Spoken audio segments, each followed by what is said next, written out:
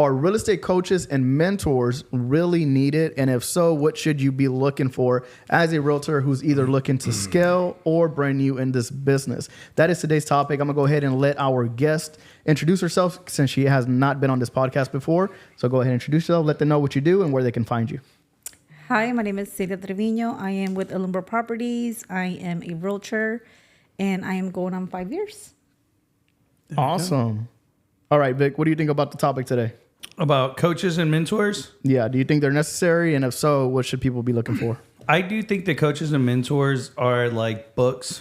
You know, if you apply the information and the information is useful to you, then you'll do well. But if you're just going to pay for it, leave it on the shelf and not do much with it, then it's no different, right? You have to buy into the process. We're making a joke right now about a weight loss group that we started, and there was no mentorship and no coaching there.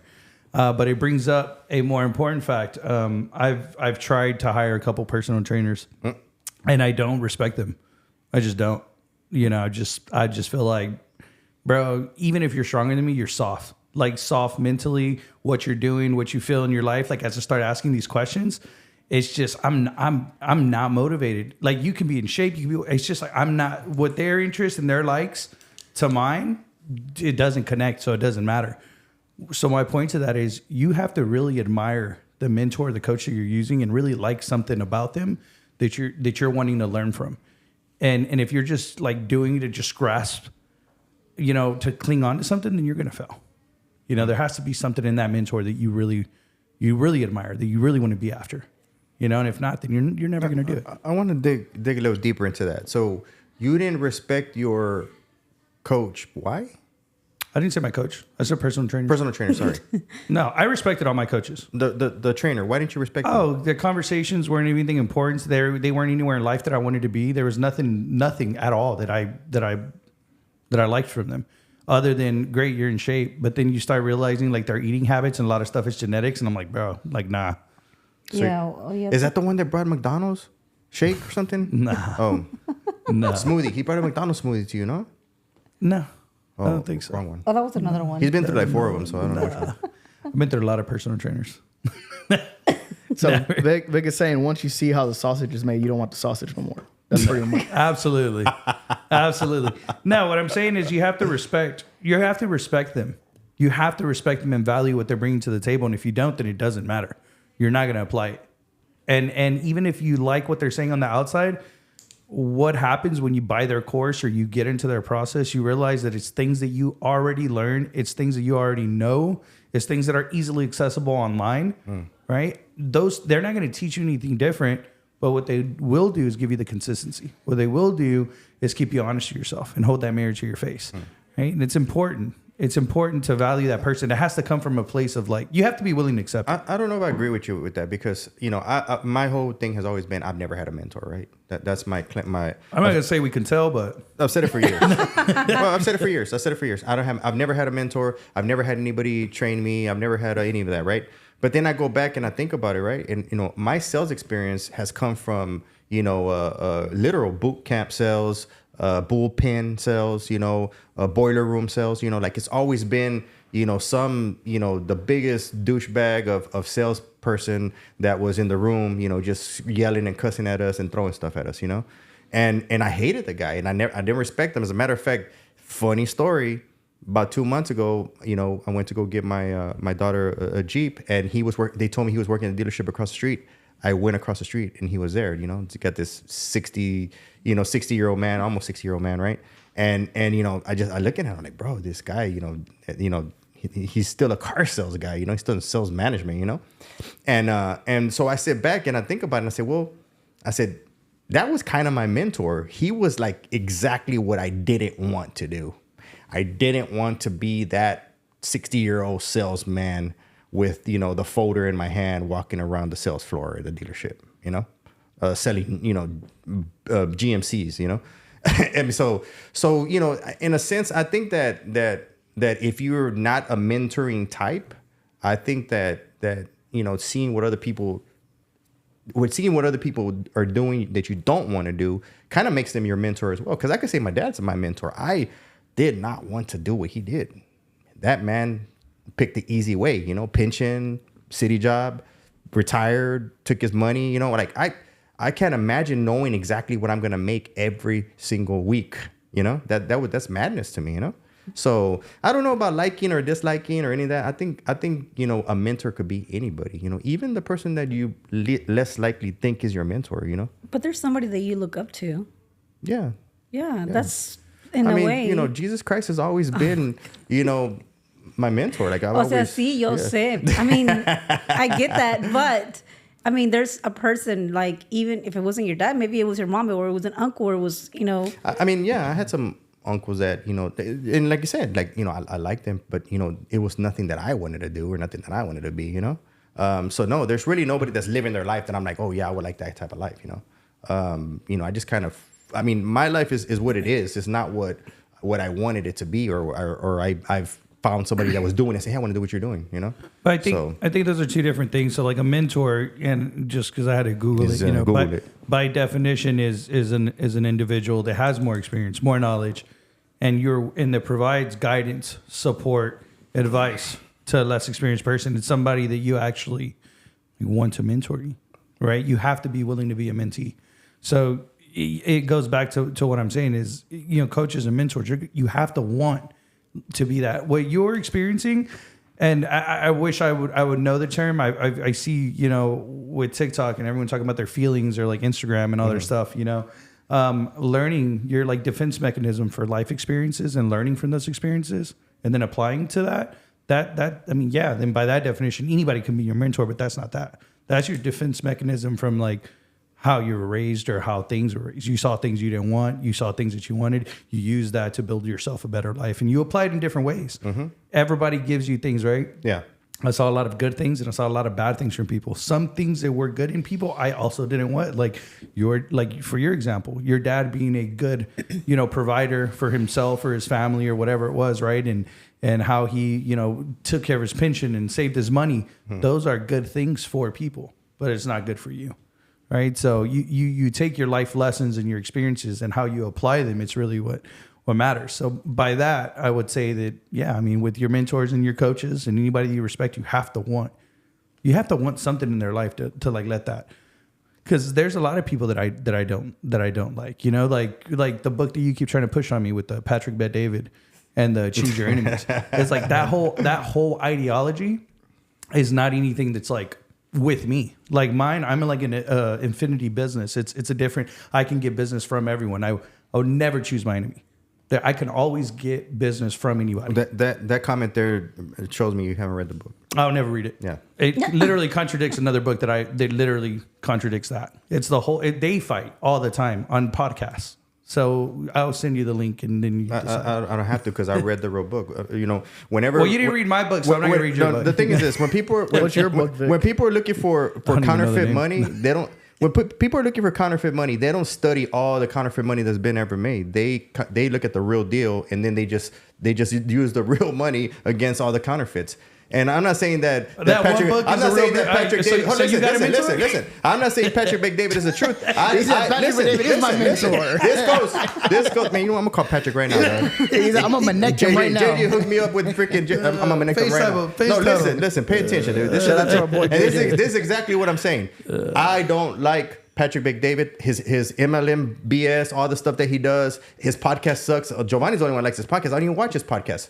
But that book, Doug, stop lying. That book, just how you don't watch Ricky Caruth, right? I don't watch Ricky Caruth. That book right you there. You be reciting his lines. Listen, that book right there. Okay, that book right there, dude. It says some facts. There's some fluff in there, but it has the facts, and it's a fact that pertains to what's happening now in real estate. So I'm just saying. Go ahead. I mean, I just think that there's like he might not like that mentor or that book because of the way that they mentor. But I mean, there's a mentor for everybody. I mean.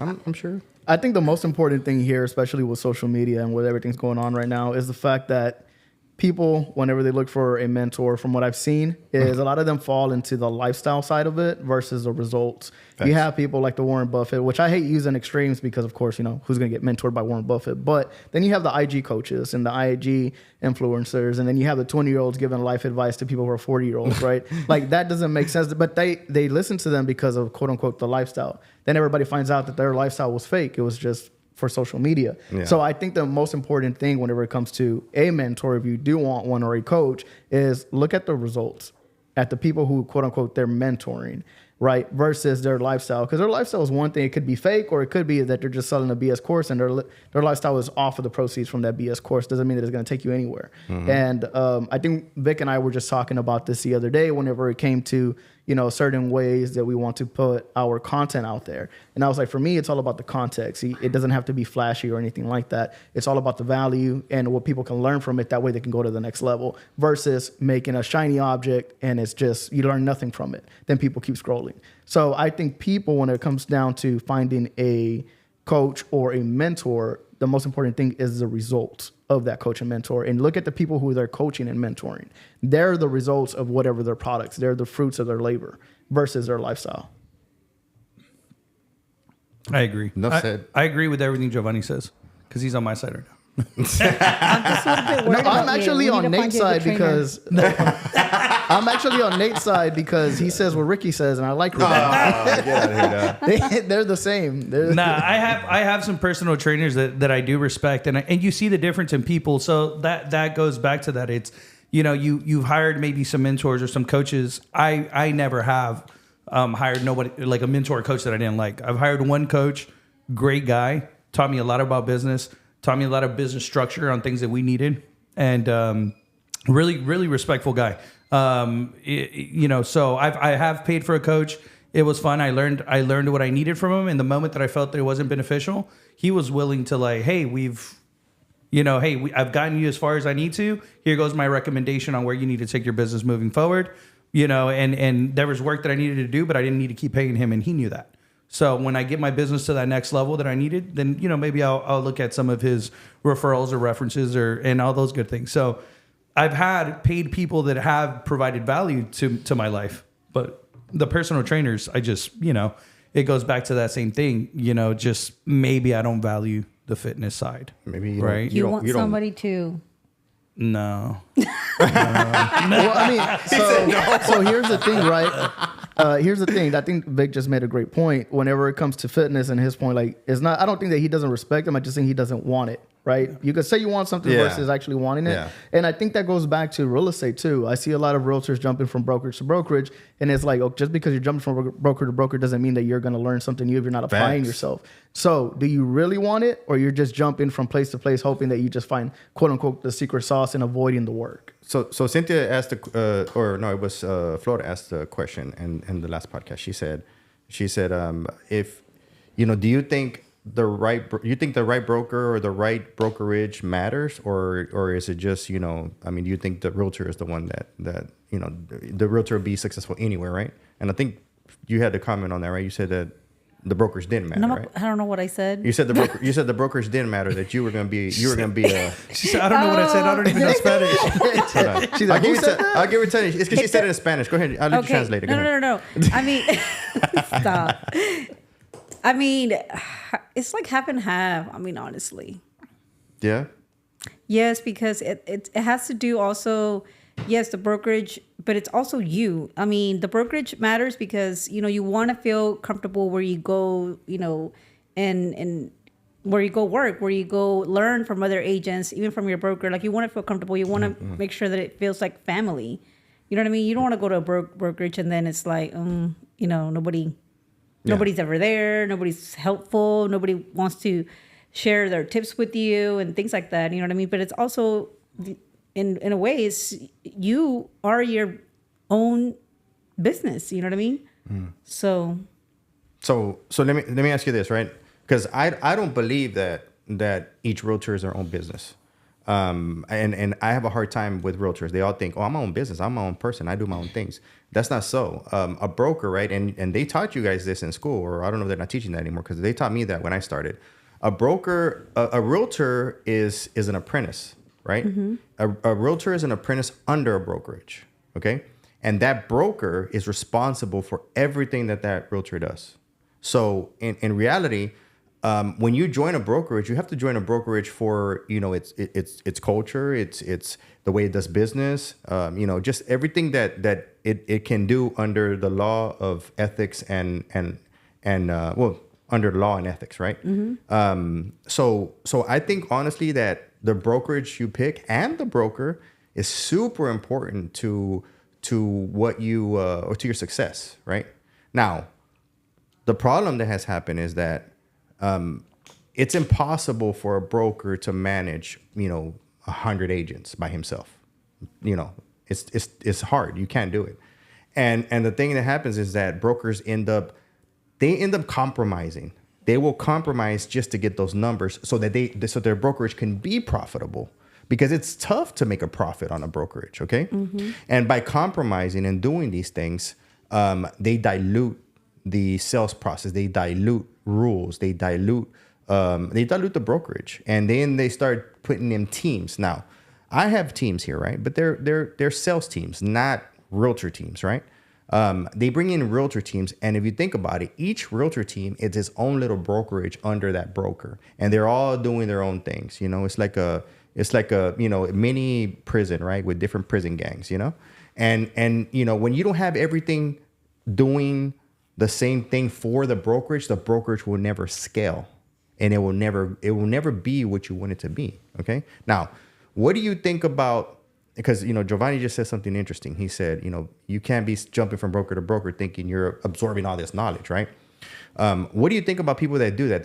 And I had somebody who's super smart, and I couldn't believe she said that. She said, oh, yeah, I was at this brokerage for 1 year, and then I went to this other one because I wanted to learn what they were doing. And then she went to like 8 different brokerages, And now she swears she found the true brokerage, the one true religion, right? And it's like, okay, like what do you think about people that do that jump around from broker to broker thinking they're absorbing all this knowledge and they're getting all these belts, right? I don't see that's not necessary at all. I mean, you just need to find the right one that you make a good fit with and, go from there. I mean, that's a lot of brokers. That's a lot of money on signs, business cards. You have to change everything around. And I mean, I am a person that I'm really loyal. If I like you, then I'm going to stick to you until I'm really not okay with, the way things are going. But I mean, tend to be really loyal. So that's good to hear. We love that. There was a East Side realtor that came in seriously, literally from Bellevue. He came and interviewed, right? And I was like, "Who you? We're talking to him, right? And we're like, who you with, right? What brokerage? Oh, I'm with such and such brokerage, but he said, I'm with such and such brokerage, but I'm really with such and such brokerage. I said, what the heck does that even mean? And he's like, well, I'm with this brokerage, but I switched to this broker because this broker pays me 100% commission, and I'm gonna close this $1 million deal. And when I'm done closing the $1 million deal, I'm gonna go back to the other one because I love the culture over there. And I was like, what the heck, bro? I think me and Vic were both sitting there like, what the heck is this guy saying? I'm like, wow. we immediately walked out of there and said, man, get the heck out of our office, whoever this guy is. It was nuts. Those are the people that be complaining in these DMs that I don't respond to them. Yeah. They be complaining, hey, Vic doesn't answer the phone. I'm like, yeah, bro, ask him why I don't answer my phone. Oh, man. Yeah, I do think it's a very interesting conversation of the flower or the soil, right? What's more important, the flower or the soil that grows it? And I would say that there are some realtors that are going to be successful no matter where they go, and those are the ones who are weeds, right? They're the weeds that grow anywhere, and then you have other realtors that need the soil. And I think most realtors fall under that category. I would probably say about 95% of them fall into that category.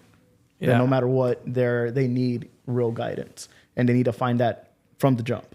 Yeah, I think when we're talking about realtors being their own business, realtors love to brag or say that this is their own business, but they're not willing to do the things that you need to do when you own your own business. They're not willing to put in the long hours. They're not willing to spend their last dollars, not willing to put themselves in debt and push yourself to the brink and feel like you're going to fail. And then thankfully something happens where you're able to get a closing or you're pushed through and then everything's okay again. And you're going through those like roller coasters and putting in processes in place and then growing your business. People don't, they say the good parts of business, and business is not pretty. Business is not fun. Business is not easy. And it takes a certain individual, certain type of like work ethic. And and there's a certain type of like mentality to push through. And if you don't have that mentality, then I think you really need to cling on to what your brokerage is offering and listen to the people that are making those risks and that are taking those chances. And one day you will be able to as well, but there's a lot to learn. We're sitting here with, 15-year experience myself, and the older I get, I just, Nate gets older, so his experience, is abundant. Yeah. and really, it's what I say, it's hard to it's hard for me to sit here and say like, I'm constantly learning. And I get agents to come in here and feel like they don't need to learn anything, and I think that's crazy. Yeah. Oh no, you learn something new every day. And those things, like the mentality shifts, like that's what I talk about in the interviews when I ask them certain questions. And I'm going to do this, and this, only because I'm a shed a little light on Giovanni, only because Giovanni was family. I didn't walk out of an interview on him, but I was trying to talk to him about cold calling, and he said, "I've already watched all those on YouTube, bro. I don't need to do know what that." I'm doing. I was like, "Oh, I was already here. Nate interviewed me. Nate said I could come in here. Nate said I I could was join." gonna ask you nothing. I've got to talk to you. You're just another realtor. Yeah, I was like, all right. Giovanni almost got dropped off back in Baytown with no. Oh yeah, what's the problem with Baytown? I have no idea. No, there's nothing. I was going to send it back. I've been have asking a problem with Baytown? I've been asking myself that problem. I was going to send him back to his beautiful city. Oh, there you go. There you go. Well, I am from there, so You know what I think? Me is, too. You know what I think is funny from Baytown is that whenever realtors get their real estate license over there, right? They come in, if they interview with me or they interview with us, because I don't interview anymore. They'll come right away and say, what's my commission split? And I'm like, what? Like, bro, you don't want to hear about like your training or what, how you're gonna sell, or you don't want to learn how to find a buyer. You don't learn. You're just worried about your commission split. I said, who told you this? Like who's coaching you up? You're interviewing me. I'm supposed to interview you. It was me and Victor. Yeah. Me and You're Giovanni, man. I just come in here straight up. Wait, with that. hold on. I'm kidding, I'm Giovanni kidding. said, Ricky Carew said I could get 100%. That is not Giovanni true. said, wait, you're getting That is paid? not true. Ricky Carew, well, he was around back then, but I've never asked about my commission. Don't lie about it. No, he didn't. But I just think that in this, it's just crazy to me because when I got into the business, I just wanted to be in the business. I just wanted to learn. I wanted to make money. And somebody along the way coached everybody up to walk in here and say, "What's my commission?" yeah, champions. What? Yeah. Thank you. Thank you. Yes, make sure you ask Dude, what your commission freaking is. Champions is freaking nuts. I don't know why they have. I don't know what business they have doing because that. They're in the business of making brokers. Bro, that's wild. They bring a broker, a different brokerage every week, and they all talk. Hey, make sure you ask what the commission is. Make sure what kind of training they have, and they just drill you with that. That's nuts. I really don't like that they do that. Because it's none of their business. They're just there to coach you up to get your license, and that's it. They have to stay out of it, and they're not being neutral. I wonder what kind of ethics they violate, or are they even do they? You have to be licensed to be. You have to be licensed to be a teacher, no? Yeah, Huh. you do. I'm gonna look into that. It's not even. I don't even think it's the teachers. I think it's like I said, like the different brokers that come to the office and bring you lunch and they talk about what they offer and whatnot. And You know what somebody told me? Somebody told me, bro, you already been dry snitching on your podcast all freaking year, man. You might as well just go ahead and snitch on somebody. I said, what? What? Damn. Who told you that? Dry snitching? That's gonna say. That's Who wild. told you that? Dry snitching good. They set up his dry snitching on the industry. I said, you might as well just go ahead and pick up the phone and call Trick and snitch somebody out. I said, nah, bro. I said, I ain't snitching nobody out. there's That's an wild. anonymous. Yeah, no. Complaint. How do you know? Hey. No, yo, never have I ever done that because karma. She said, I'm a snitch because of karma. ¿Quién es esa? You know what's funny? You're Nate was best just friend. talking about how What's her commission split? Nate was just talking about how that is a big problem in our industry, that people don't snitch on each other, No. and that's why we don't get better. No, that's not what I said. Well, what did you say? That's not what I said. Well, clarify. I for us. said McAllen, okay? And it's yeah, only yeah, because in McAllen, there is people running around that are not realtors. No. They're doing open houses. They're collabing with title companies. They're collabing with, mortgage companies, and they're selling houses. And I'm like, I walked into an open house. I'm like, what the heck? This guy, doesn't have any license, doesn't know anything about resale, and he was in a resale open house. And so I was just like, I told him straight out. I told him myself. I said, you know what? I said, this type of stuff doesn't fly in Houston. I said, it flies here because in McAllen, there's nothing but, Hispanic, Mexican Americans, right? I said, and in our culture, we have a really big no snitch policy. That's just against our culture. We're like, oh no, cada quien lo suyo, we don't say nothing, right? I said, Houston is so diverse, right? You got a lot of haters, and they will pick up that phone to track, and they will do all these reports on you and all this stuff. So I said, you can't get away with that over there. I said, I guess here you can, and they get away with a lot of stuff. I have no idea. They get away with a bunch of stuff. They use somebody else's title companies will call people too, and like give information to other realtors and loan officers too. They went to school together and they're over here giving each other information. I'm like, man, this is wild. How is a title company not at fault at some point for allowing that? If they know that they're putting this together and he's playing the role of a realtor and they know that he's not licensed because all that paperwork goes into them, how at one point are they not at fault? Or will they be as well? I don't know, but I know that he got paid on the hood. That sounds like a RICO case coming up. He got paid on the hood as it was a fee for consulting.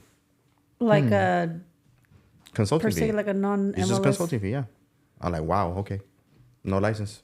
Okay. I mean, it's no different than freaking wholesalers. We think about it. I thought they were going to put new laws on those. They are.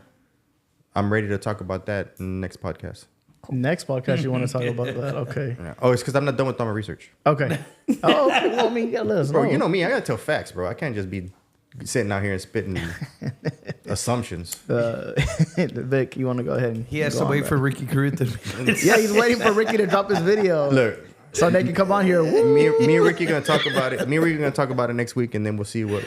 What's the funniest thing is whenever they called the guy from BAMX called him out because they disagree all the time. Like he is completely against what Ricky talks about when it comes to training and charging for training. Ricky's whole thing is that he doesn't charge for training.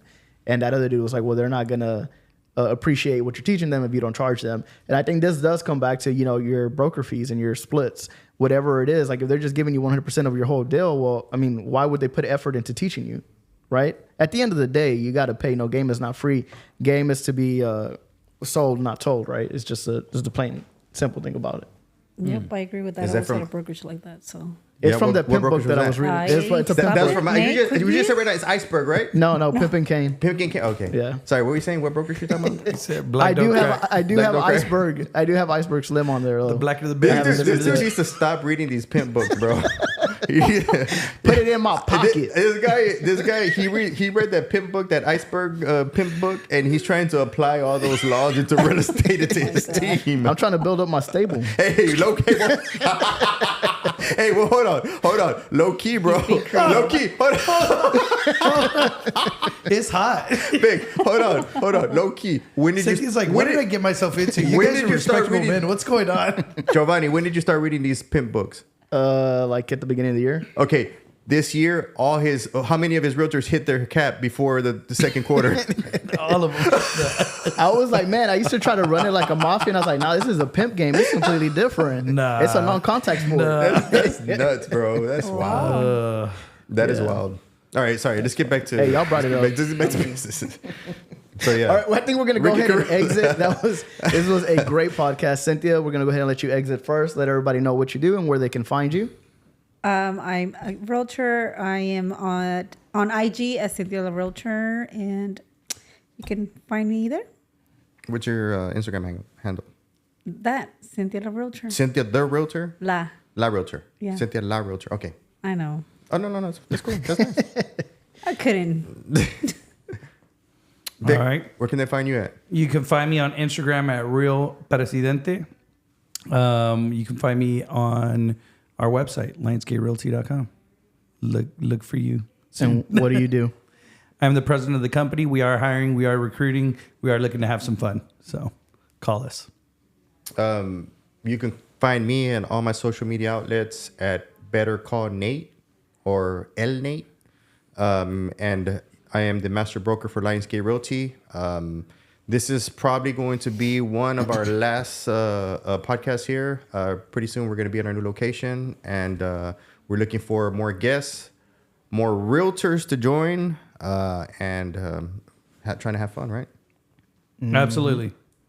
And I am Giovanni Frank, your gracious host here at the HBR podcast. You can find us live every single Thursday on YouTube and our clips and our individual Instagrams. You can find me on Instagram as that Giovanni Frank. Until next time.